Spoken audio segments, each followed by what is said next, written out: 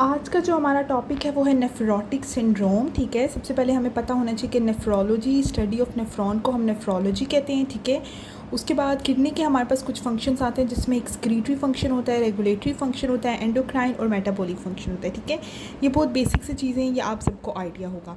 उसके बाद हम चलते हैं, हमारे पास जो मेन इंपॉर्टेंट चीज़ आती है नेफ्रोटिक सिंड्रोम से रिलेटेड, वो आते हैं इसके फीचर्स। ठीक है, इसकी इन्वेस्टिगेशन कह सकते हैं, क्लिनिकल फीचर्स कह सकते हैं, या पैथोजेनेसिस। फॉर एग्जांपल लाइक सबसे पहले जो नेफ्रोटिक सिंड्रोम में जो चीज़ें देखी जाती हैं, जिनको कंसिडर किया जाता है, वो हमारे पास ये 5 चीज़ें आती हैं। ठीक है, 5 फीचर्स आते हैं हमारे पास। सबसे पहली चीज़ हमारे पास आती है हैवी प्रोटीनूरिया, देन आता है hypoalbuminaemia, third one oedema, then hyperlipidaemia and then hypercoagulability. ठीक है, अब वन बाय वन हम इसकी पैथोजेनेसिस भी देखेंगे। सबसे पहले हमारे पास आती है हैवी प्रोटीनूरिया। हैवी प्रोटीनूरिया में ऐसा होता है कि जब हमारे पास ग्लोमेरुलाई की इंजरी, उसकी कैपिलरी वॉल में इंजरी हो जाती है, तो उस इंजरी की वजह से जो प्लाज्मा प्रोटीन्स की जो परमेबिलिटी होती है वो इंक्रीज़ हो जाती है। ठीक है, उसकी वजह से प्रोटीन्स जो हैं वो इस्केप हो जाएंगी प्लाज्मा से। ठीक है, और वो ऐड ऑन हो जाएंगी ग्लोमेरुलर फिल्ट्रेट में। ठीक है, जिसकी वजह से प्रोटीनूरिया होगा।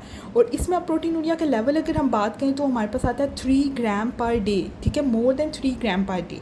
ठीक है, तो हैवी प्रोटीनूरिया की ये हो गई पैथोजेनेसिस।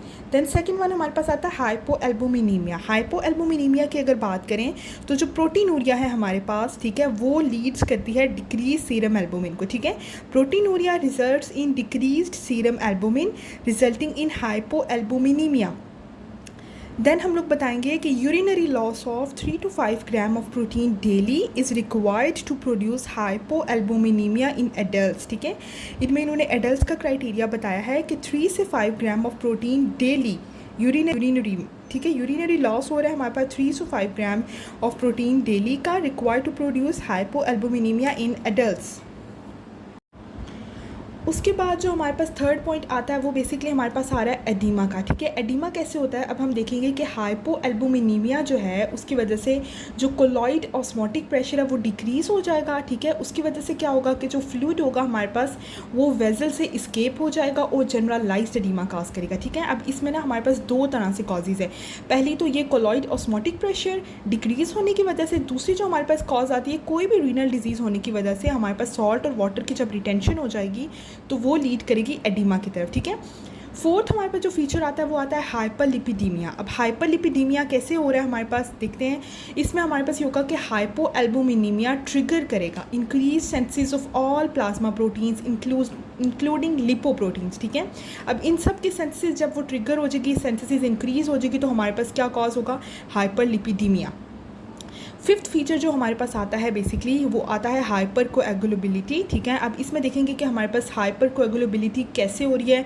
इसमें हमारे पास कुछ कॉजेज़ हैं। सबसे पहले increased urinary loss of anti thrombin 3। ठीक है, then altered level of protein C and protein S, hyper fibrinogenemia. अब हाइपर फिब्रिनोजेनीमिया होता कब है हमारे पास, जब हमारे पास हिपैटिक सेंसिस इंक्रीज हो जाएगी। ठीक है, और उसके बाद हमारे पास आ जाएगा इंक्रीज्ड फिब्रिनोलाइसिस की वजह से भी हमारे पास हाइपर कोएगुलेबिलिटी आएगी। और देन लास्ट जो हमारे पास काज आती है वो आती है increase tendency of platelet aggregation. ठीक है, यानी प्लेटलेट एग्रीगेशन जब हमारे पास इंक्रीज़ हो जाएगी तो हमारे पास नेफ्रोटिक सिंड्रोम जो है वो कॉज हो सकता है। अब इसकी एटियोलॉजी की बात करें तो एटियोलॉजी में बेसिकली हमारे पास ऐसे होता है कि 2 तरह की कॉजेज़ होंगी। ठीक है, अब प्योर नेफ्रोटिक सिंड्रोम के हमारे पास 2 तरह की कॉजेज़ आती हैं। पहली जो होगी वो प्राइमरी ग्लोमेरुलर डिजीज़ होगी और जो दूसरी होगी वो secondary glomerulonephritis associated with systemic disease. ठीक है, इसमें सिस्टमिक डिजीज़ आ जाएंगी। अब इसमें हम देखेंगे कि कौन सी डिजीज़ आ जाती हैं हमारे पास। सबसे पहले प्राइमरी ग्लोमेरुलर डिजीज़ की बात करें तो इसमें हमारे पास आ जाती है मिनिमल चेंज नेफ्रोपैथी, जो कि बच्चों में बहुत कॉमन होती है।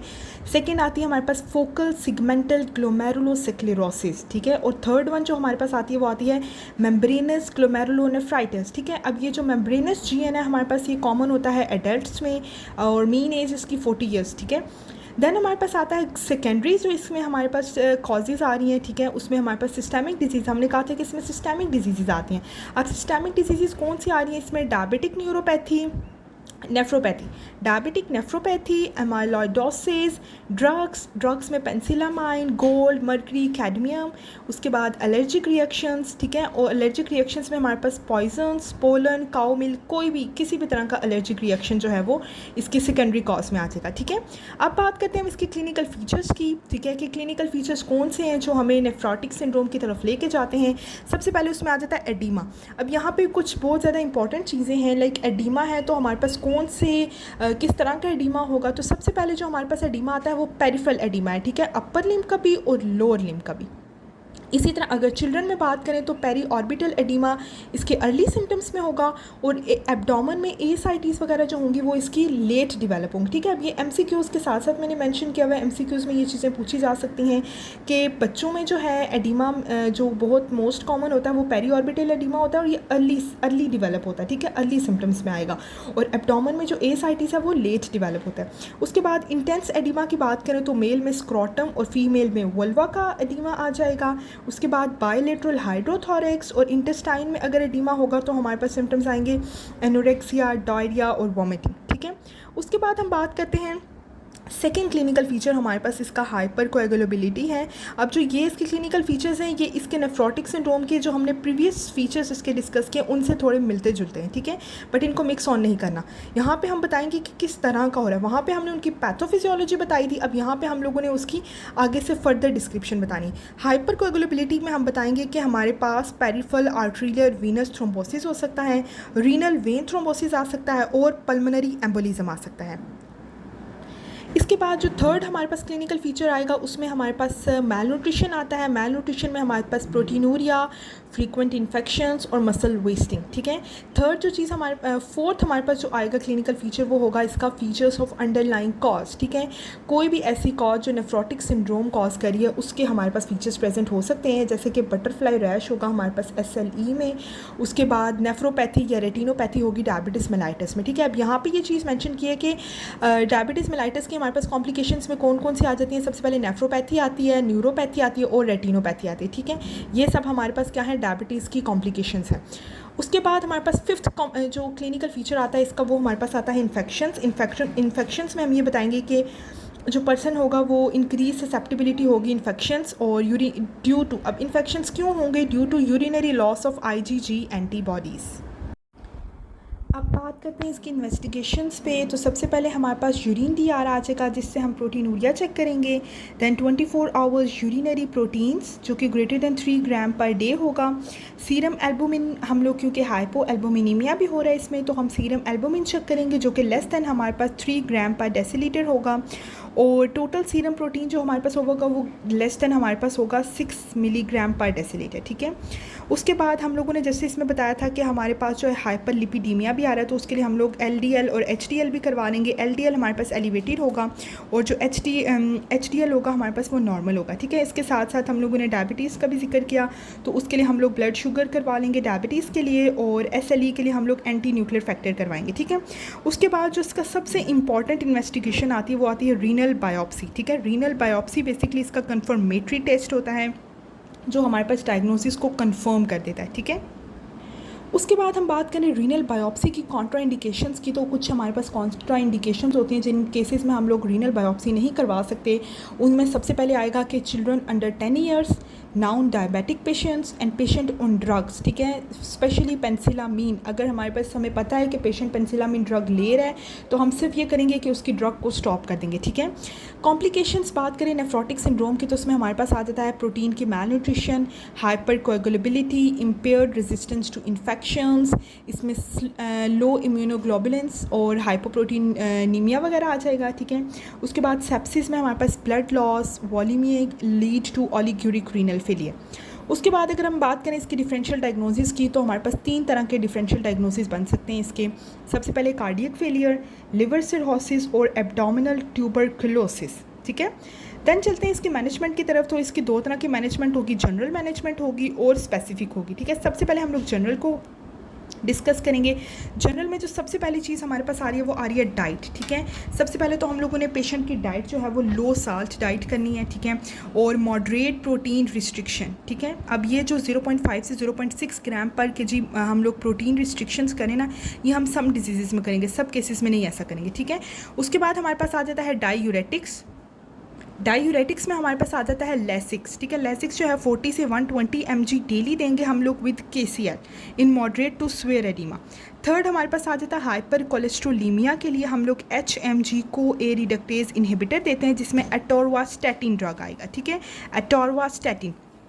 उसके बाद हमारे पास जो चौथी चीज़ आती है इसमें हाइपर कोएगुलेबिलिटी के लिए एंटी कोएगुलेशन थेरेपी करेंगे। और अगर हम लोगों ने जैसे ऊपर हम लोगों ने डिस्कस किया था कि ये सेप्सिस और ओलिगोरिक रीनल फेलियर की तरफ लीड कर सकता है, तो उसके लिए हमारे पास जो है वो सपोर्टिव और एमरजेंसी ट्रीटमेंट आएगा, जिसमें हम पेशेंट को एमरजेंसी में लाइक कैनोला वगैरह IV पास करते हैं, उसकी फ्लूइड्स BP वगैरह को मेनटेन करते हैं और डायूरेसिस वगैरह करते हैं। अब डायूरेसिस जो इसमें आएगा बेसिकली वो आएगा हमारे पास एल्बुमिन इन्फ्यूजन्स विद मैनिटोल, ठीक है। तो ये हमारे पास थी इसकी जनरल मैनेजमेंट। अब अगर इसके स्पेसिफिक मैनेजमेंट की बात करें तो उसमें हमारे पास पहले हम मिनिमल चेंज नेफ्रोपैथी के लिए देखेंगे, जो हमने कहा था कि बच्चों में कॉमन होती है, और फिर हम देखेंगे मेम्ब्रेनस GN के लिए, ठीक है। मिनिमल चेंज नेफ्रोपैथी के लिए हम लोग स्टीरॉइड्स देते हैं, जिसमें हमारे पास प्रेडनिसोलोन आ जाता है, 60 mg पर डे देंगे और 8 वीक्स के लिए देंगे, ठीक है। और जब हमारे पास प्रोटीनूरिया जो है वो सेटल डाउन हो जाएगा तो हम लोग इसको स्लोली टैपर ऑफ करेंगे। लेकिन अब अगर कोई ऐसा बंदा जो स्टीरॉयड रेजिस्टेंट होगा तो उसको हम लोग देंगे साइक्लोफॉस्फामाइड, ठीक है, ये 3 mg पर डे देंगे फॉर 6 to 8 वीक्स, ठीक है। उसके बाद हमारे पास मेम्ब्रेनस GN की बात करें तो इसमें हमारे पास ये होता है कि रीनल वेन थ्रोम्बोसिस के जो केसेस होते हैं, चांसेस होते हैं, वो एडल्ट्स में बहुत ज़्यादा कॉमन होते हैं। और विद इन 3 to 10 ईयर्स जो है पेशेंट हमारा रीनल फेलियर की तरफ लीड कर जाता है। तो इसमें हम लोग जो ड्रग्स देंगे वो इम्यूनोसुप्रेसेंट्स के साथ साथ हम लोग साइटोटॉक्सिक ड्रग्स भी देंगे। अब इम्यूनोसुप्रेसेंट्स में हमारे पास प्रेडनिसोलोन आएगा, और साइटोटॉक्सिक में हम लोग दे सकते हैं एजाथायोप्राइन, साइक्लोस्पोरीन और क्लोरेम्ब्यूकल, ठीक है। अब ये हम 6 मंथ्स के लिए देंगे। और अब ये जितनी भी हम लोग स्टीरॉइड्स दे रहे हैं ये डिपेंड कर रही होती है हमारे पास प्रोटीनूरिया के ऊपर, ठीक है, कि प्रोटीनूरिया हमारे पास कितना किस तरह का है, तो देन हम लोग डिसाइड करते हैं कि हमने कौन सा स्टीरॉइड अपने पेशेंट को देना है, ठीक है। तो ये था हमारे पास आज का नेफ्रोटिक सिंड्रोम।